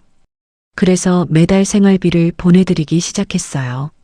할머니는 그 돈으로 당신 쓸 것 사고 동네 어르신들 경로당 간식 사드리고 절에 시주도 하셨대요.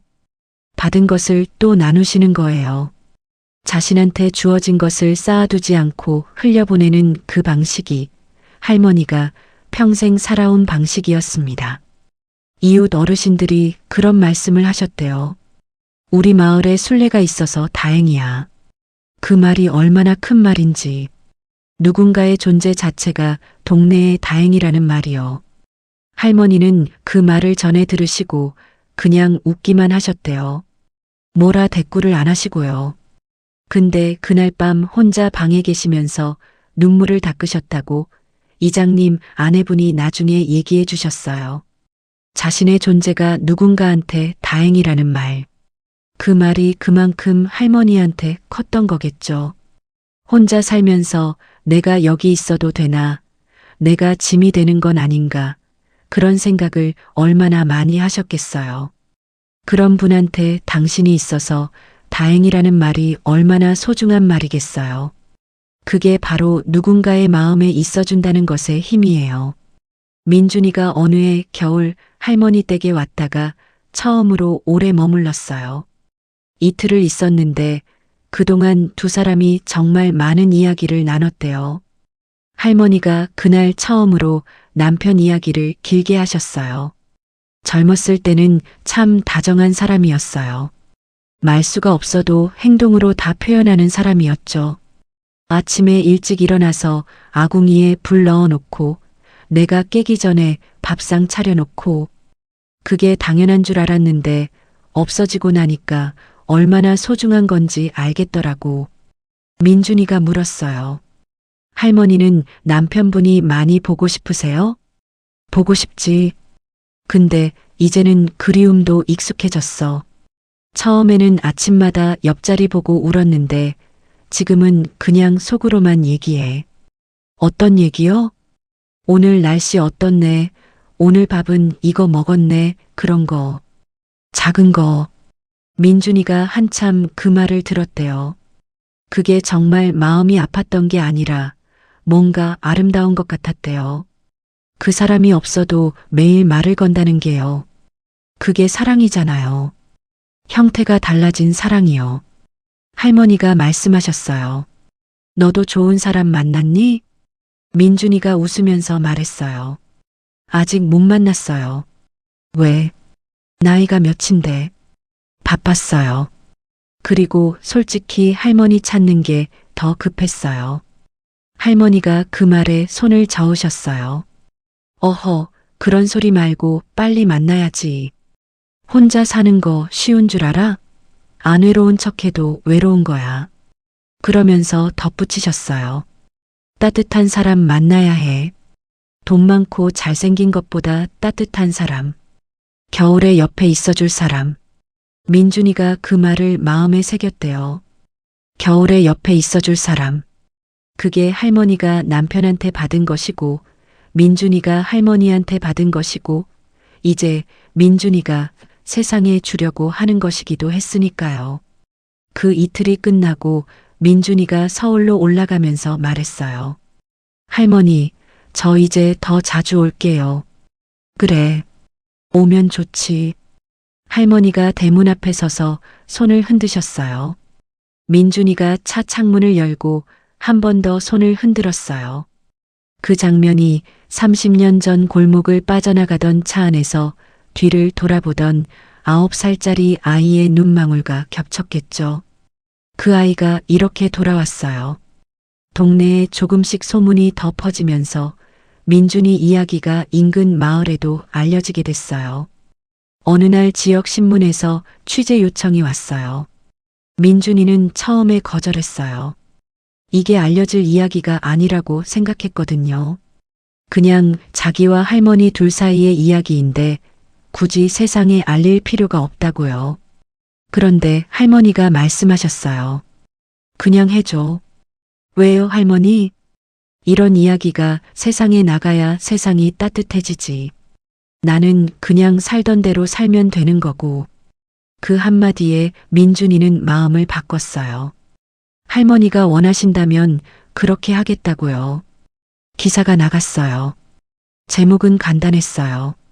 30년 만에 갚은 연탄 2장. 그게 전부였는데 그 기사가 예상 밖으로 많이 퍼졌어요. 온라인에서 공유가 되고 다른 매체에서 받아쓰고 전국에서 연락이 왔어요. 어떤 분은 자기도 비슷한 경험이 있다고 했고, 어떤 분은 눈물이 났다고 했고, 어떤 분은 할머니한테 편지를 보내도 되냐고 했어요. 편지가 진짜로 왔어요. 전국 각지에서 편지가 왔습니다. 어떤 어린아이가 보낸 편지도 있었어요. 삐뚤빼뚤한 글씨로 이렇게 쓴 편지였대요. 할머니, 저도 할머니처럼 살고 싶어요. 그 편지를 할머니가 읽으시고 오래 들고 계셨대요. 세상에 혼자 남은 것 같았던 할머니한테 이렇게 많은 사람들의 마음이 닿은 거잖아요. 그게 얼마나 큰 위로였겠어요. 민준이는 그 편지들을 모아서 할머니한테 드렸어요. 할머니는 그 편지들을 장롱 서랍에 넣어두고 가끔씩 꺼내보신다고 해요. 특히 쓸쓸한 날에요. 그것도 따뜻함이에요. 연탄 2장이 만들어낸 또 다른 온기가 세상 곳곳에 닿은 거예요. 그 기사가 나온 이후에 민준이한테 연락이 하나 더 왔어요. 자신도 비슷한 어린 시절을 보냈다는 사람이었는데 지금은 어엿한 어른이 됐고 그 어린 시절에 자신을 도와준 분을 찾고 싶다는 거예요. 민준이는 그 사람을 만났어요. 그리고 자신이 했던 것처럼 기억을 모아서 단서를 찾는 방법을 알려줬어요. 수소문하는 방법, 기록을 뒤지는 방법, 포기하지 않는 방법을요. 그 사람이 결국 은인을 찾았는지 민준이도 모른대요. 거기까지는 알 수 없으니까요. 그런데 만나고 나서 문자가 왔대요. 덕분에 다시 용기 냈어요. 감사해요. 그 문자 하나가 또 민준이한테 힘이 됐대요. 은혜는 이렇게 흘러요. 한 방향으로만 가지 않고 이 사람에서 저 사람으로, 저 사람에서 또 다른 사람으로. 할머니가 민준이한테 연탄 2장을 줬고 그 온기가 민준이를 살렸고 민준이가 다시 할머니를 따뜻하게 했고 그 이야기가 동네를 따뜻하게 했고 그 동네의 이야기가 세상 곳곳을 조금씩 따뜻하게 했어요. 연탄 2장이 어디까지 갔는지 이제는 아무도 몰라요. 그냥 계속 퍼져나가고 있는 거예요. 보이지 않는 형태로요. 오늘 이야기를 들으시면서 혹시 마음이 찡한 순간이 있으셨나요? 저는 이 이야기를 몇 번이고 다시 읽으면서 매번 다른 부분에서 마음이 걸렸어요. 처음에는 민준이가 차에 타면서 뒤를 돌아보는 장면이요. 9살짜리 아이가 차 안에서 뒤돌아보는 그 눈이요. 그 눈에 무슨 감정이 담겨 있었을까 생각하면 자꾸 마음이 짠해져요. 그 다음에는 할머니가 연탄 2장을 아궁이에 넣으시는 장면이요. 마지막 연탄이라는 걸 아시면서요. 망설이지 않으셨을 것 같아서요. 그냥 보셨어요. 아이 얼굴을 보셨어요. 그리고 넣으셨어요. 그 단순함이 오히려 더 묵직하게 느껴져요. 그리고 또 민준이가 새벽에 혼자 연탄을 들고 골목을 걸어오는 장면이요. 아무도 모르게 들킬까봐 발소리를 죽이면서 한 달 동안 매일 그 새벽에 강원도까지 내려왔다는 게요. 그게 얼마나 대단한 일인지. 사람이 진심으로 누군가를 위할 때 거리도 시간도 피로도 다 이겨내는 거잖아요. 이야기를 다 들으셨어요? 저는 이 이야기를 처음 접했을 때 가장 먼저 든 생각이 있었어요. 세상에서 가장 값진 것은 거창한 게 아니구나 하는 생각이요. 연탄 2장이에요. 그게 다예요. 마지막 남은 연탄 2장. 그걸 아낌없이 내어준 할머니. 그리고 그 온기를 평생 가슴에 품고 살아온 아이. 우리가 살면서 남에게 뭔가를 해줄 때 대부분은 기억을 잘 못해요. 내가 언제 그랬어? 하고 잊어버리죠. 근데 받는 사람은 달라요. 가장 어렵고 힘든 순간에 받은 것은 평생을 기억합니다. 박순례 할머니는 그 사실을 모르셨겠죠. 그냥 쓰러진 아이를 보고 당연히 해야 할 일을 하셨을 뿐이라고 생각하셨을 거예요. 그런데 그 순간이 한 생명을 살린 거예요. 그리고 그 생명이 자라서 수십 명의 겨울을 따뜻하게 만든 거고요. 선한 일은 이렇게 가지를 쳐요. 한 번으로 끝나는 게 아니라 계속 퍼져나가거든요. 그리고 또 한 가지요. 민준이는요, 30년 동안 할머니를 찾으면서 단 한 번도 포기를 안 했어요. 아무도 강요하지 않았어요. 법도 아니고 의무도 아니고 아무도 모르는 일이었어요. 그냥 민준이 혼자 마음속에서 그래야 한다고 생각한 거예요. 그 마음이요. 그게 어디서 나오는 걸까요? 결국은 그 사흘이에요. 그 작은 방에서 할머니가 당신 밥상을 덜어주고 당신 이불로 감싸주고 밤새 등을 토닥여주신 그 사흘이 민준이 평생의 나침반이 된 거예요. 사람이 사람한테 줄 수 있는 가장 큰 것은 돈이 아니에요. 물건도 아니고요. 그 사람이 가장 힘들 때 곁에 있어주는 것이에요. 그게 평생을 간다는 걸 오늘 이야기가 보여주고 있어요. 오늘 이야기를 들으시면서 혹시 생각나는 분이 계세요? 내 인생에서 작은 따뜻함을 건네준 사람. 어릴 때 담임 선생님이라든지 힘들 때 옆에서 조용히 밥 한 끼 사준 친구라든지 아무 말 없이 어깨를 다독여준 누군가라든지 그분들이 기억하시는 것보다 우리가 훨씬 더 오래, 더 깊이 기억하고 있을 수도 있어요. 그리고 반대로 우리가 무심코 건넨 한마디 따뜻한 말이 누군가한테는 평생의 버팀목이 됐을 수도 있고요. 사람은 그렇게 연결되어 있는 것 같아요. 보이지 않는 실로 오랜 세월을 건너서 조용히 이어져 있는 거예요. 오늘도 이 이야기를 들어주셔서 감사합니다. 겨울이 아무리 차가워도 우리 마음속에 이런 온기 하나 간직하고 있으면 버틸 수 있어요. 오늘 하루도 따뜻하게 지내세요. 그런데 말이에요. 오늘 이야기를 좀 더 해드리고 싶어요. 사실 제가 이 이야기를 처음 들었을 때 가장 궁금했던 게 하나 있었어요. 할머니는 그날 밤 아이를 들여오시기 전에 어떤 마음이셨을까 하는 거예요. 할머니 당신도 무서우셨을 것 아니에요? 한겨울 자정이 넘은 시각에 낯선 아이가 대문 앞에 쓰러져 있는 거잖아요. 요즘 세상에 낯선 사람 집 앞에 뭔가 있으면 일단 경계부터 하잖아요. 낯선 사람을 선뜻 집 안으로 들인다는 게 쉬운 일이 아니에요. 그런데 할머니는 그냥 들여오셨어요. 나중에 누가 여쭤봤대요.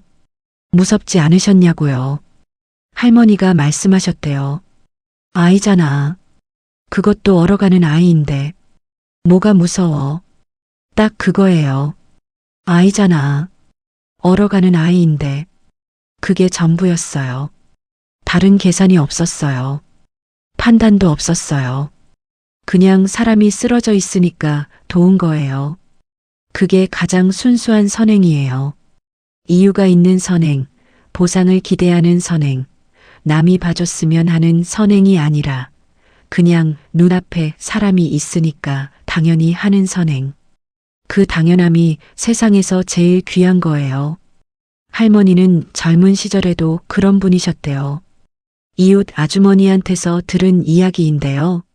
40년 전쯤 마을에 처음 시집 왔을 때 할머니가 어느 해 여름에 큰일을 하셨대요. 그때 마을에 홍수가 났어요. 강원도는 여름에 비가 많이 오면 산에서 물이 내려와서 저지대 집들이 잠기거든요. 그해 여름에 마을 아랫동네가 물에 잠겼는데 어떤 집에 노인분 한 분이 혼자 계셨어요. 다들 대피하는 바람에 그분을 미처 챙기지 못한 거예요. 할머니가 그걸 알고는 남편이 말리는 것도 뿌리치고 물속을 걸어 들어가셨대요. 무릎까지 물이 찼는데도요. 그 어르신을 업고 나오셨어요. 그때 할머니 나이가 30살도 안 됐을 때였대요. 마을 사람들이 그날을 아직도 기억한대요. 허리가 잘록한 젊은 새댁이 물속에서 노인을 업고 나오던 그 장면을요. 할머니는 그 이야기를 하시면 손을 저으세요. 그게 뭐가 대단해. 사람이 물에 빠지면 꺼내야지. 항상 그런 분이셨어요. 대단한 게 아니라고 하시는데 그게 가장 대단한 거예요. 당연하다고 생각하시는 그 마음이 얼마나 큰 마음인지 본인은 모르시는 거거든요. 민준이가 그 이야기를 듣고 이런 말을 했대요. 역시 할머니네요. 뭐가? 그냥 다 연결되는 것 같아요. 할머니 사신 방식이요. 할머니가 말씀하셨어요. 나는 그냥 살았을 뿐이야. 그 그냥이 제일 어려운 거예요. 할머니한테 자식들 이야기도 조금 해드릴게요. 기사가 나고 나서 큰아들한테서 전화가 왔어요. 어머니, 저 그 기사 봤어요. 어머니가 그런 분인지 몰랐어요. 할머니가 뭐라고 하셨을까요? 뭘 몰랐어. 그냥 살았지.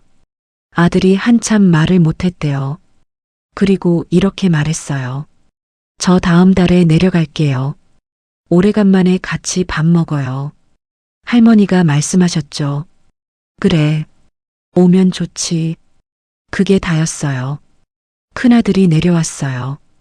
부산에 있던 딸도 따라왔어요. 오랜만에 한자리에 모인 거예요. 그 자리에서 아이들이 어머니한테 말했대요. 어머니, 저희가 너무 소홀했어요. 죄송해요. 할머니가 손을 저으셨어요. 소홀한 게 어디 있어. 다들 바쁜데. 나는 괜찮았어. 그 말이 또 자식들을 울렸대요. 내가 괜찮았다는 말이 얼마나 서운한 말인지 자식들이 그때서야 알았겠죠. 어머니가 괜찮았던 게 아니라 괜찮다고 하셨던 거잖아요. 외롭지 않았던 게 아니라 외롭다는 말을 꺼내지 않으셨던 거고요. 그 뒤로 연락이 좀 더 자주 왔대요. 명절에는 다들 오게 됐고 중간에 한 번씩 얼굴도 비추고 완전히 달라진 건 아니지만 조금은 달라졌어요. 할머니가 민준이한테 말씀하셨어요. 내가 와준 덕분에 자식들도 다시 봐. 뭔가 어색한 웃음을 지으시면서요. 민준이가 말했어요. 원래 그랬을 거예요. 그냥 계기가 없었던 거지. 할머니가 말씀하셨죠.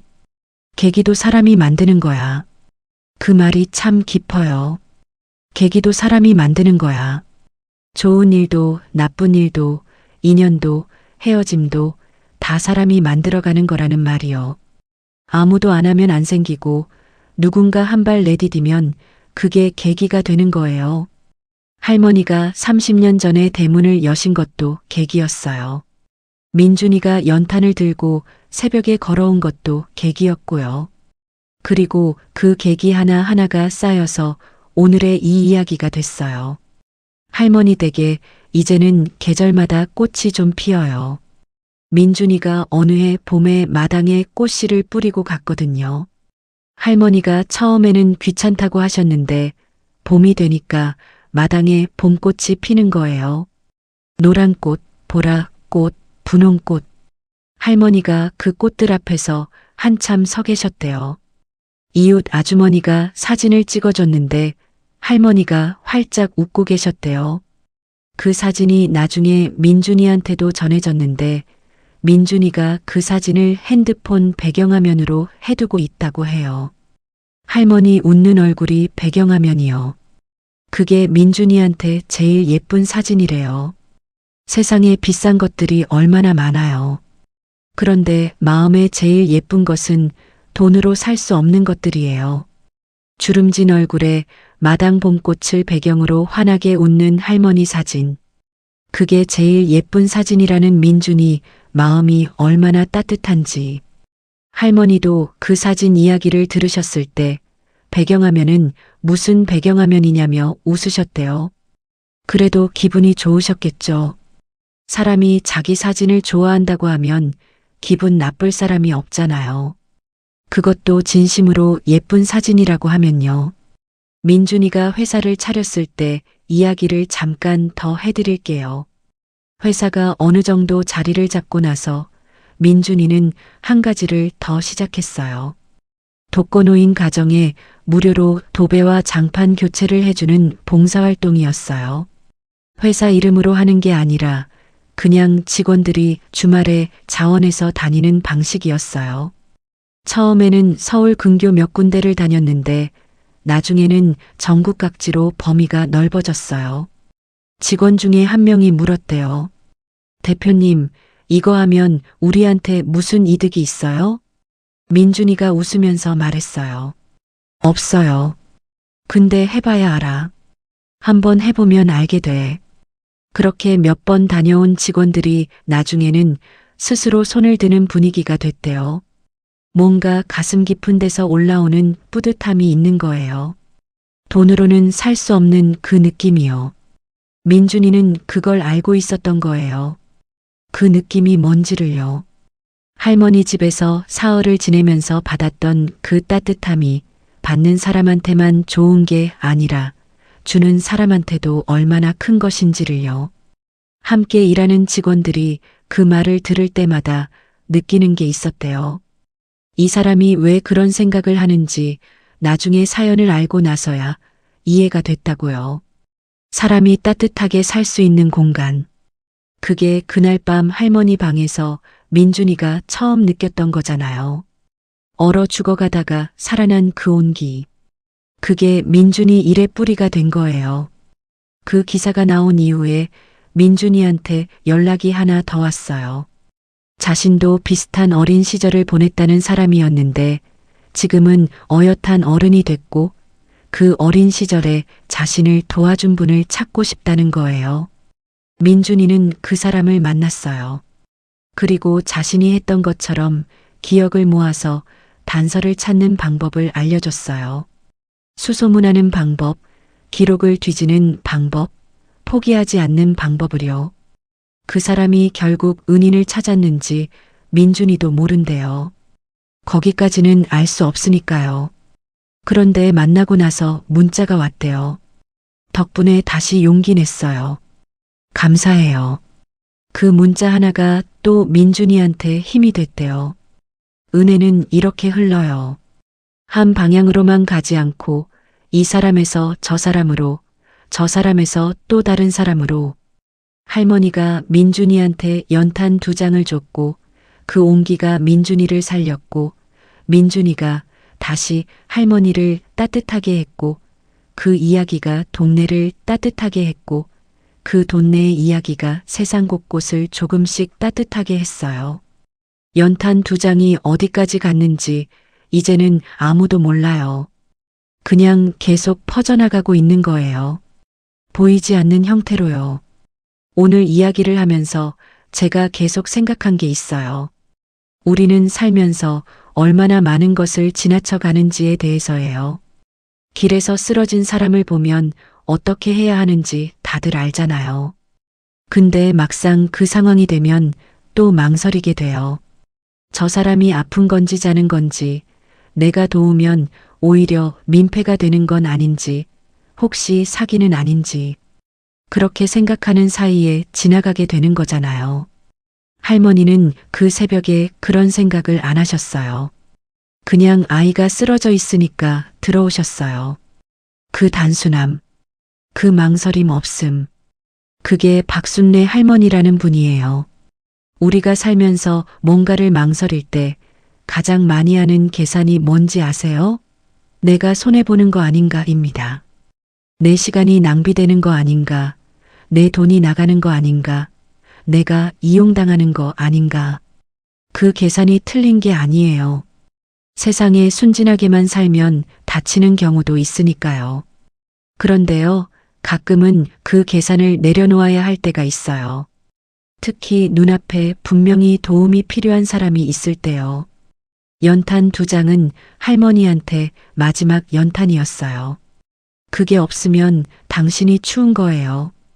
그걸 알면서도 내주셨어요. 계산하셨으면 못 내주셨을 거예요. 그냥 당연히 하셔서 내주신 거예요. 그 당연히가 세상을 바꿨습니다. 여러분, 오늘 하루도 살면서 혹시 당연히 할 수 있는 일이 생기면요. 그냥 하세요. 너무 따지지 말고요. 계산이 맞든 안 맞든 그냥 당연하다 싶으면 하시는 거예요. 그게 나중에 어디서 어떻게 열매를 맺을지는 아무도 몰라요. 30년 뒤에 새벽 골목에서 눈물 흘리는 사람으로 돌아올 수도 있고 아니면 그냥 세상 어딘가에서 누군가의 따뜻한 기억으로 남아있을 수도 있어요. 그것만으로도 충분해요. 오늘 이야기를 들으시면서 마음이 따뜻해지셨으면 좋겠어요. 그리고 오늘 하루 누군가한테 작은 온기 하나 건네시는 하루가 되시길 바랍니다. 잠깐 마무리 전에 딱 한 가지만 더 여쭤볼게요. 여러분 댁에 혹시 오래된 이웃 어르신이 계세요? 아니면 늘 혼자 계신 것 같은 분이 계신가요? 복도에서 마주칠 때 눈 마주치면 꼭 눈을 피하시는 그런 분이요. 한번 먼저 인사 건네보시는 건 어떨까요? 거창하게 뭔가 해드릴 필요도 없어요. 그냥 눈이 마주치면 안녕하세요 한마디요. 날씨 얘기 한마디요. 엘리베이터 버튼 대신 눌러드리는 것 하나요. 그게 그분한테는 오늘 하루의 유일한 대화일 수도 있어요. 홀로 사시는 어르신들한테 가장 힘든 건 배고픔도 추위도 아니래요. 아무도 자기한테 말을 걸지 않는 것, 자기가 여기 있는지 없는지 아무도 모르는 것, 그게 제일 힘들다고 하시거든요. 그러니까 말 한마디가 연탄 두 장만큼 따뜻할 수 있어요. 오늘 박순례 할머니 이야기에서 배운 게 그거예요. 작은 것으로도 사람을 살릴 수 있다는 것. 그리고 그 작은 것이 얼마나 오래, 얼마나 멀리 퍼져나가는지를요. 오늘 하루도 건강하게, 따뜻하게 지내세요. 감사합니다. 박순례 할머니는 지금도 그 마을에 사세요. 리어카는 이제 못 끄시는데 그래도 매일 마당에 나와서 햇볕을 쬐십니다. 민준이가 겨울이면 보일러를 새로 달아드리자고 했는데 할머니가 한사코 싫다고 하셨대요. 연탄이 따뜻하다고, 연탄이 정이 있다고. 지금도 연탄을 떼신대요. 두 사람 이야기는 아직 끝나지 않았습니다. 감사합니다.